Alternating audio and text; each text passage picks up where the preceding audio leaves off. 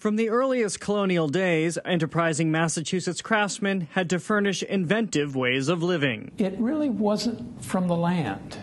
They had to find other things that they could do, and one of those was craft. And you have literally thousands of people over the 4 centuries involved in producing furniture.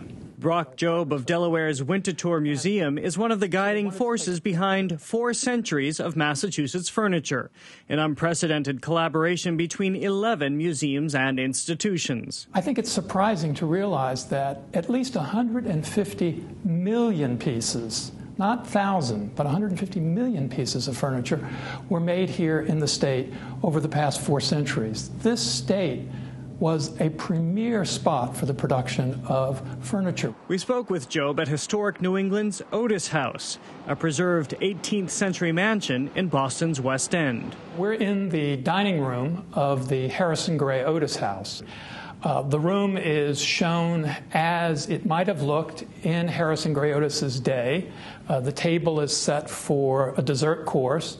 But we have furniture in this room that comes out of a number of different houses here in Boston. Jobe says the furniture produced in Boston for the last 3 centuries had its own identity. You also have people here by the 1730s and 40s who were 4th and 5th generation Americans in every sense of the word. And they're coming up with their own distinctive, I hate to use the word provincial, but their own colonial expressions that are quite different. Out at the Concord Museum, the singular work of 18th century cabinet maker William Monroe tells the story of an industrious and diligent craftsman who kept meticulous records and notes about his life. 1839, he had $20,000 in the bank, and you have to multiply that by 60 or 70 to get a sense of how much money that is. So for a craftsman, that's very unusual, and he's just a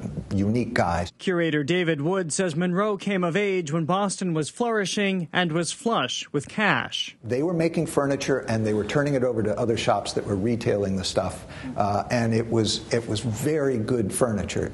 It's just exquisitely crafted. Wood says Monroe had a signature style, from his angles to his inlay. It's the most complicated inlay that comes out, that you find on any Boston furniture from this period. And actually this particular pattern is found only on William Monroe's timepieces, so apparently he was making it himself. Monroe's fortunes changed dramatically after the War of 1812. With the economy tanking and no one buying furniture, he turned to pencils, a scarcity in America since they had come from England. It was immediate success. As a furniture maker, he was making about $400 a year. As a pencil maker, he started making $4,000 a year, so he never looked back. But 4 centuries of furniture does, and with favor.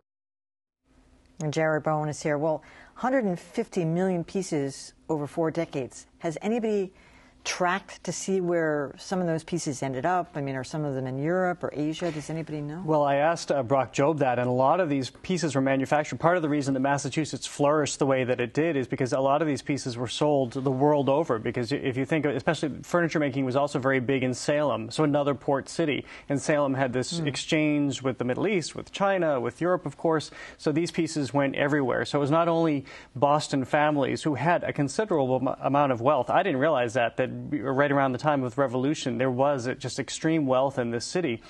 So that's what really infused all of these cabinet makers. There was such industry. So people like William Monroe would do their apprenticeship, even though he sort of bounced around until he found his own niche. They would do these apprenticeships in these businesses and do very well for themselves. Well, now have some of these curators tried to go back and locate some of the stuff by Monroe or some of those people, or is it just a lost cause? Well, I think they're able to, every once in a while things come up for auction and they're able to acquire these pieces. What the Concord Museum has are pieces that have come in on loan in addition to their own collection. And as David Wood said, William Monroe was very good at keeping records. His family was very good at not throwing them away. So this is how they were able to, in his case, to identify so many pieces, because they have logs of everything that he did. This is going to be the new Gauguin or the Martin Key buried in the attic or something, you know, somebody's going to discover that they have one of these things, it's probably worth a lot of money. Well, there are telltale signs, too, in this room that you're looking at right here, this dining room, that the red sofa that you can see just in the background that we featured in the piece. It's actually written on the back of the sofa, the first one of its kind made. That's how the artist signed it, and that was a Bostonian as well. So people took a great pride in what they were doing. Dining room table. No. It does. It looks a lot like it. Well, mine's 150 years old. I'll have to check to see if it's a Monroe. Yeah, you can see underneath. My father was a furniture maker, as you know, so he was quite a collector of antiques. And that's a great thing, is that this collaboration is coming with 11 institutions and museums. So you see everything from these very, very early pieces all the way to contemporary studio furniture. The Fuller Craft Museum in Brockton is doing a show later on. So you really get the full spectrum. All right, great. Jerry Bowen, thanks so much. All right, well, that is it for Greater Boston. Coming up tomorrow, the Pope says it's time to change the rhetoric about homosexuality and abortion. So are we on the cusp of a cultural shift within the Catholic Church? And another reminder, tomorrow is the Boston mayoral preliminary election. As voters winnow the field of mayoral contenders, we look at why this race matters to residents outside city limits. That's tomorrow. I'm Emily Rooney. Thanks for watching.